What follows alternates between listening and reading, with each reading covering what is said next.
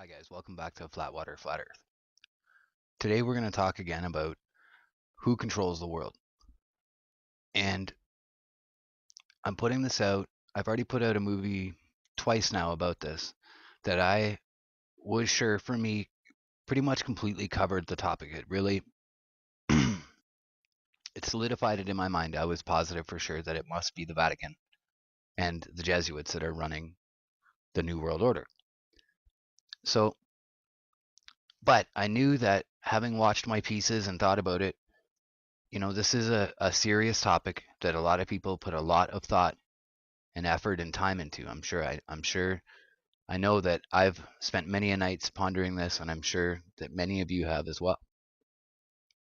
So I knew that when I put out those pieces that they weren't the final uh, absolute proof that finished it off. It was not definitive. And I got quite a few people that commented and said, you know, are you crazy? We all know that it's the Jews. Well, I can now safely say I'd like to go through the reasons why and show you that we know now for sure that it cannot have been the Jews that are running the New World Order. And here's why. So now we're going through these documents presented by Eric John Phelps, and you can think whatever you want to think about Mr. Phelps himself. What I'm pointing at here is the research and the evidence. So I'm going to source from this movie by Mr. Phelps. Hopefully I can find a better version of it because the resolution is so low that we can't read the actual documents. But when you see these pictures and these people, and we're gonna research these parts and make sure that they're correct, and you're gonna see that these are facts that they just can't be irrefuted. They cannot be refuted. These are incontrovertible facts that cannot be refuted. So what I'm going to start with is you believe, let's begin with the assumption that it's the Zionist agitators, or that it's the Zionists that are in control of the New World Order. So I've laid out the history of the Jesuits, and I think for most people it's probably pretty clear that it is the Jesuits who have held the reins of power for a much longer time than the Jews, and before the Jews were even any type of a any type of a world power or a country power. So now what everybody cites, every single conspiracist, goes back to Mullen, Eustace Mullins. And the other thing that they source is from encyclopedias that say that the Rothschilds, after Waterloo, were able to take over the English market and own England by, having faster spies and horsemen at the time, supposedly, that they signaled that the English had lost Waterloo, and therefore stocks plummeted and everybody sold, and they were secretly buying them up and at pennies on the dollar, and really England had won, and that's how the Vaticans secured the wealth of an entire nation and the richest nation in the world at that time, supposedly. That may or may not be part of the truth. That could have happened, okay? But I'm going to show you how even that doesn't matter, how that's really a tiny, insignificant thing compared to the Vatican's wealth. And I'm going to show you how, if you were the Rothschilds and you had done that, and then the other thing that everybody cites, and then they go ahead and do this, they make a movie about themselves. They allow this movie to be made. They're supposedly the richest people on the planet that control the richest people on the plane that control the wealth of the Federal Reserve. But at the time that this happened, there was no Federal Reserve, and there had been European central banks, and people knew how bad they were, and that's why we had the Boston Tea Party. Anyways, that's another tangent. So what we have is you've got the Rothschilds making a movie where they describe their plan to take over the world in so many words if you're reading between the lines. So now a lot of people are going to say, well, what about, come on, man, what about the protocols of Zion? And fair enough, that's something that I debated as well. Now, the protocols of Zion, we can go back into the history of them here. Eric John Phelps will go over that as well, about the history of the protocols and how they're called a fraud, or they're actually called, they were legally determined to be a forgery. And it's interesting what the history of that forgery is, and Eric will go into that. Eric John Phelps will go into that, about how it was the something de Bourges or de Bourg, and the protocols of the learned elders of the de Bourg family. And I can't remember the exact name. That's what you'll see. He'll get into it, and you can see that they had run that exact scam before, that exact scenario before, and it had worked. And that's how they formulated the protocol. It was important that the Jesuit win the Bolshevik Revolution. Benedict XV, an ex-Jesuit Pius XI, advised by his Jesuit confessors, began discreetly to negotiate with the Bolsheviks. Cardinal Gasperi, the Secretary of State, had warned that the victory of Orthodox Tsarist Russia, to whom France and England had made so many promises, would be for the Vatican a disaster greater than the Reformation. The Jesuits were behind the Bolshevik Revolution.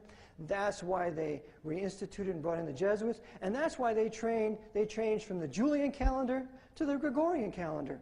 And the Gregorian calendar was devised by a Jesuit, Christopher Clavius. Next.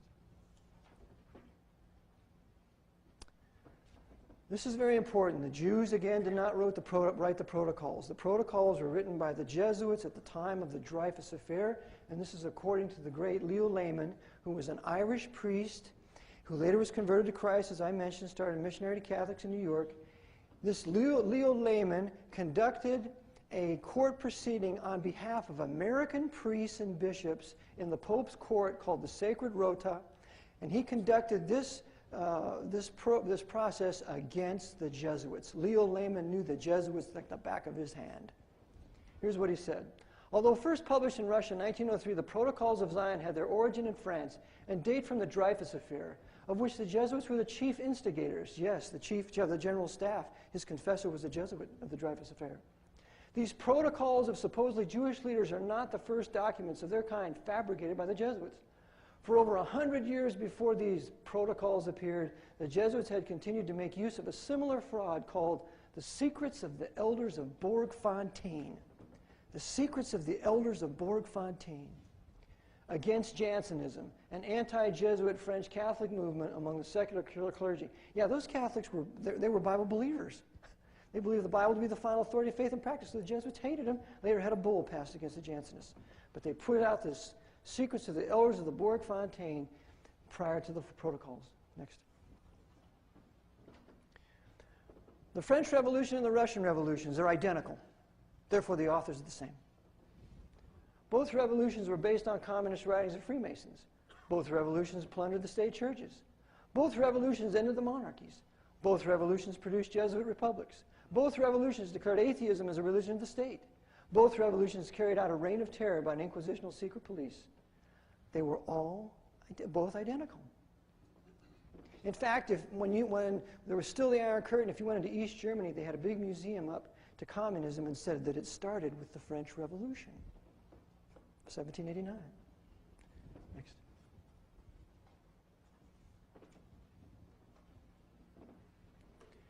Okay, the Bolshevik revolutions take place. The Bolsheviks are in power. The instruments of this new alliance between the Soviets and the Vatican were to be the Jesuits. This is out of priest James Zatko's great work, Descent into Darkness, 1965. Reportedly, there were and had been for a considerable time large numbers of representatives of the Jesuit order in Moscow, including Bishop Edward Rupp. Okay, so the Jesuits were working in conjunction with their Bolshevik servants and the papacy. And I believe they set up a secret concordat, and that's why we had all this mass murder of the Russian Orthodox people. Now, what you have to think about here is, who were the Jews? Okay, we know who the Vatican was. We know where their power came from, how they have held that power for centuries, if not millennia. And then we know that this ragtag band of guys, this family, supposedly created the Jewish conspiracy and the Zionists from their small family of 5 brothers, the Rothschild brothers, that went and took over their positions in the banks of all of Europe and the biggest banks of the world, and that they would, well, and you'll see it in the movie there. Come closer.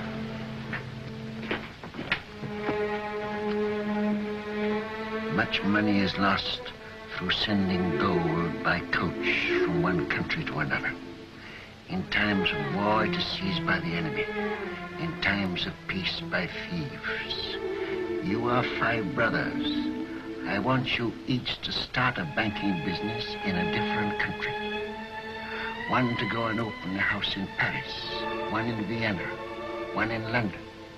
Choose the most important centers, so that when money is to be sent from here to London, let us say, you won't have to risk life and gold and shell here in Frankfurt.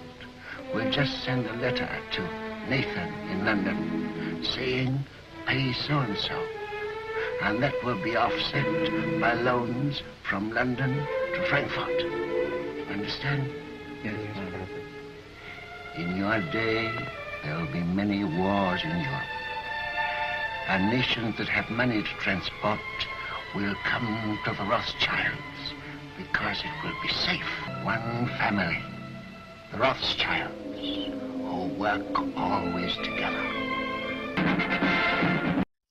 And so now you have to ask yourself, okay, read the protocols, and anybody can see that it's a genius work, that the things that are written into it are what have happened, and it is the way that society has gone. It's like a blueprint for the New World Order. But now what I need you to consider is, how did these Jews, these Rothschild family, how did they devise, where, at what time, at what period in history did they devise this master plan to rule the world? You see, you don't come up with a document like that without serious trial and error and practice. Practice makes perfect. And unless it was sent from a divine messenger or from on high, I fail to see how these guys would have just sat down and wrote out these genius rules for how to rule the world. And where would that expertise have come from? How did these Rothschilds suddenly pull up this expertise, this international intrigue expertise, spy expertise, political assassinations and machinations, and the expertise of organization, this expert system? Where did they develop this system? And that's just it. They didn't develop any system.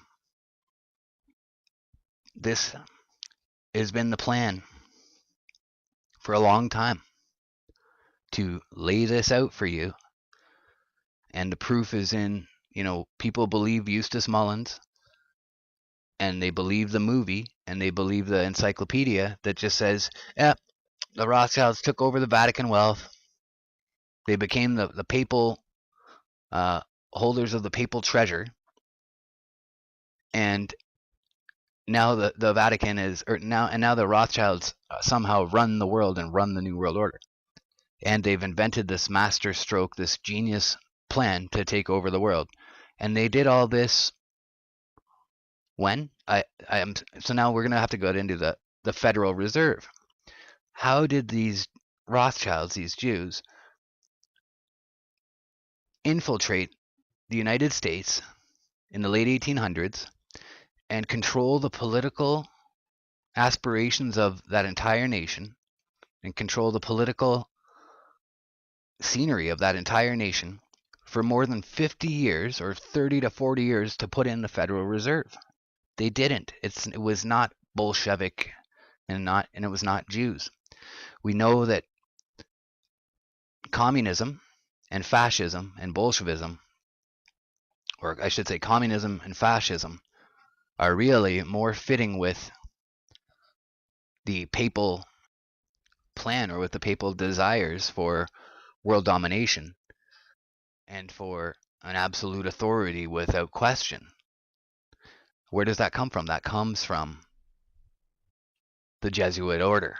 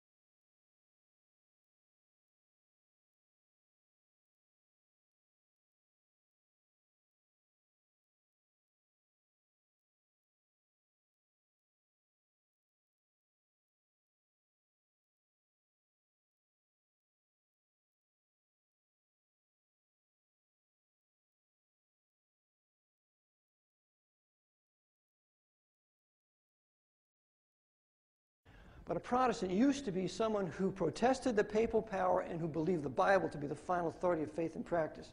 These were deemed heretics by the Vatican and determined to be killed. The term liberal includes Roman Catholics who believe freedom of speech and freedom of the press, because there are some Catholics who believe that.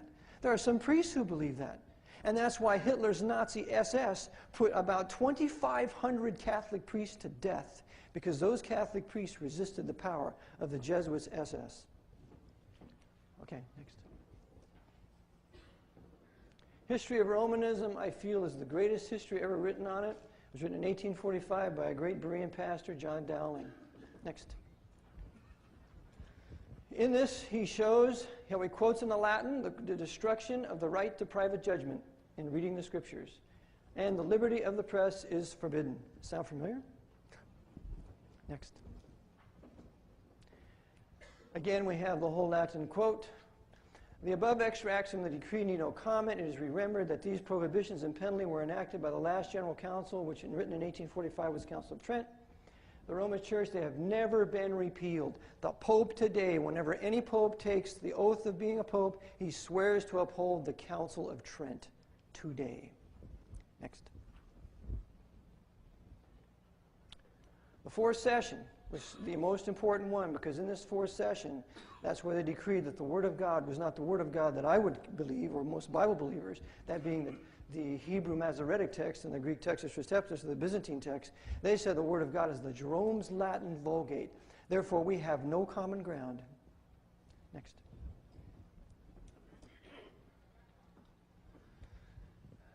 The fourth rule, the fourth congregation of the Index of Prohibited Books, enacted by the fourth session of the Council of Trent, approved by Pope Pius VI in a bull issued on the 24th.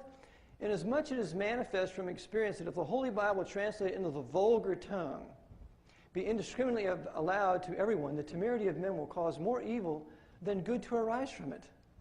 More evil is going to arise if we have the Bible in our own language. Yeah. And here, and he shall not receive absolution until he first deliver up the Bible. You can't read the Bible pursuant to the Council of Trent. Without the Bible, we have no Western civilization. We have no Constitution. Yes. This was taken from, in 1820 to 29 from a fantastic book called The Jesuit Conspiracy, written by Abate Leon. It's on my disc in the book. You can read the entire book. Dear brethren, the 6 assistants of the Jesuit general, our weapons are of quite different temper from those of the Caesars of all ages, and it will not be difficult for us to maneuver as to render ourselves masters of all the powers already so much weakened. We fear no lack of soldiers, only let us apply ourselves to recruiting them from all ranks, from all nations, drilling them into punctual service. But let us, by the same time, be vigilant that no one may suspect our designs. You well know that what we aim is at the empire of the world.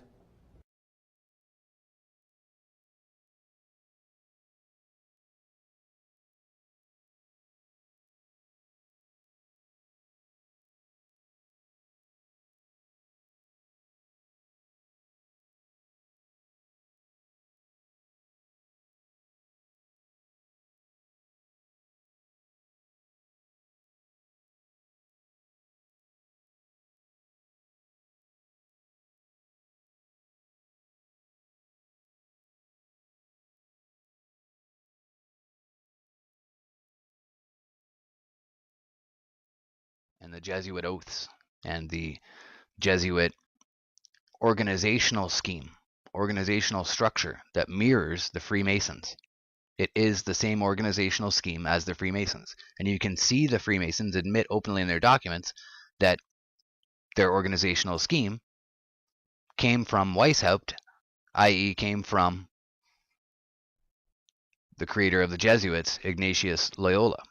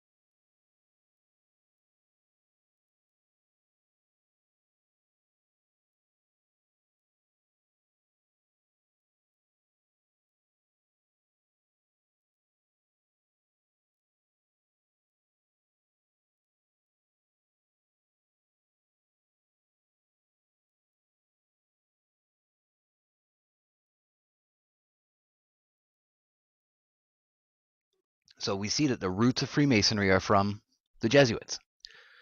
The Jews have not had the historical, political, monetary, or organizational history, structure, and the history of the massive spy network, the incredible global spy net that the Vatican has been running for close to a millennia. The Jews didn't have that. They literally weren't even in control of any nation or any nation of their own up till 1943, 1947, 1963. And so what we can clearly see now is that they have laid this out for us to suck it up as the And then they lay the proof everywhere. So it's so obvious. They put the Jews in power in every single place that they can put them, in the banks, and in every single situation. They put out all this numerology that looks like it's from the Kabbalah. And it's just so perfect in us. I have to say, I believed it. I didn't know. For the longest time, I said it can't be the Jesuits. That's stupid, because I had believed so much in the Zionist evidence. And I remember when people questioned, I'd heard rumors of that Eustace Mullins, that there was something fishy there, and I didn't understand what that was about. Now that's what this is about. That he pulls out that information and harps on it repeatedly. And there is now, for sure, the Zionists do believe that they are a world power. There are people, I'm sure, in their organization who believe that they are running the New World Order. But there's no way that they are. They are absolutely just papal court servants and personnel to the power of the Pope. I'm just trying to lay this out so that you can clearly understand where I'm getting at with this. There is no way. It is not. It's impossible that the Committee of the 300, that the Council on Foreign Relations, that the Royal Institute for International Affairs, that the Fabian Socialists, that the I can just go on with group after group, the Bilderbergs, that any of that those powers are run by the Rothschilds. They're not. The Rothschilds are just the public cog in the wheel. They are there for us to point the finger at and say, the Jews did it. So we look stupid and we look like anti-Semites when we're not, because it's an easy moniker to slap on someone. And that's just another bridge in the way of us ever getting over and getting around this problem and explaining it clearly to the masses, is that so many of the masses will say you're an anti-Semite. So it's clearly part of the plan that they laid out. What you tell me, what world power, I'm going to start a club to rule the world. Pinky in the brain. What are we going to do this morning? Brain? I don't know, Pinky. We're going to make a plan to rule the world, so the first thing you do is, okay, I'm going to make a plan. I'm going to make a club, and we're going to rule the world. So the first thing let's do is go make a movie about it and tell everybody our plans clearly in the movie. And then we'll put out paperwork that clearly lays out exactly the steps that we take to achieve that new world order, as in the Protocols of Zion. And then we put all these people into public positions with last names like Finkelstein and Greenbaum, or you name it, any Jewish name. And they put all these people into public positions. And then nobody's going to figure out that they've created a plan to rule the world. Like, what a genius plan that is.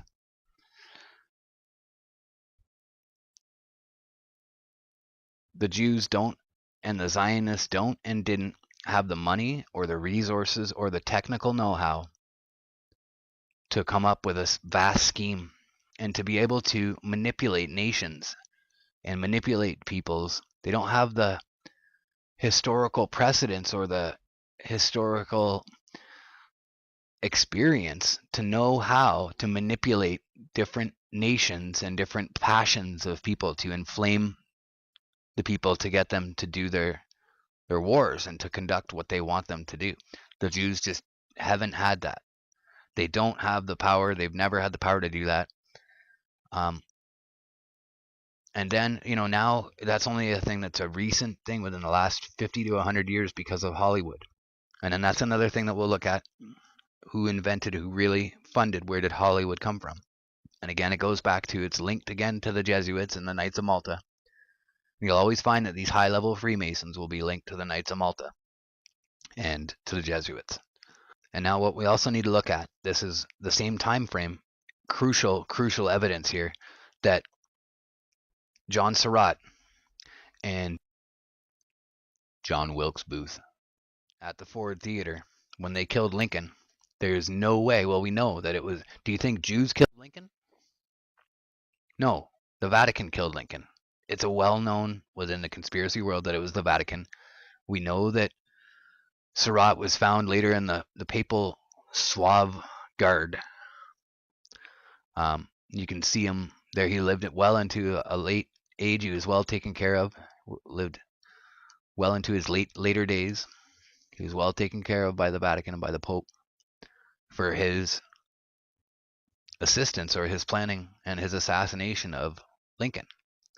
And then when we go and look at, now we've got Lincoln, Kennedy, and now we can start to tie this together, combining thread that combines all these people that we know that have been assassinated. And the common thread of them is that they've been decent people that would do their own, they had a mind of their own that would do their own thing and wouldn't follow the Pope or the Black Pope, the Jesuit Pope, the old world order, and how it becomes the new world order.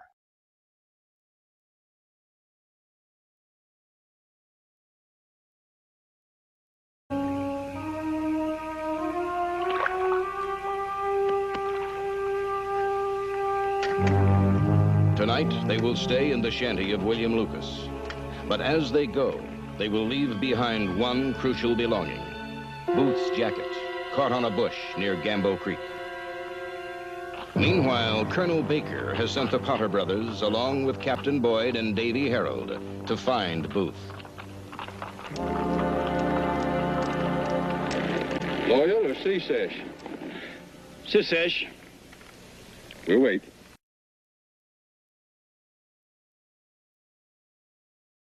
Loyal or Secesh? Secesh.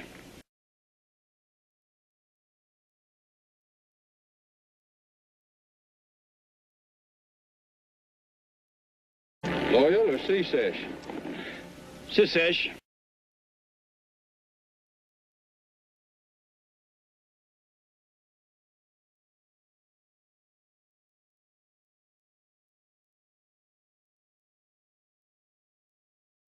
Loyal or Secesh? Secesh.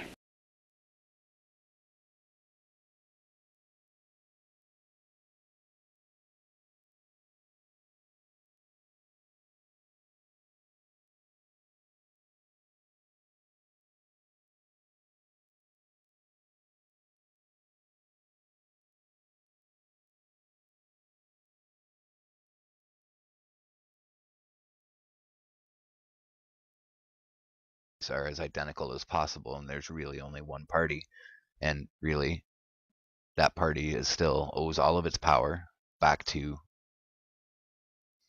the Vatican and back to the Jesuits.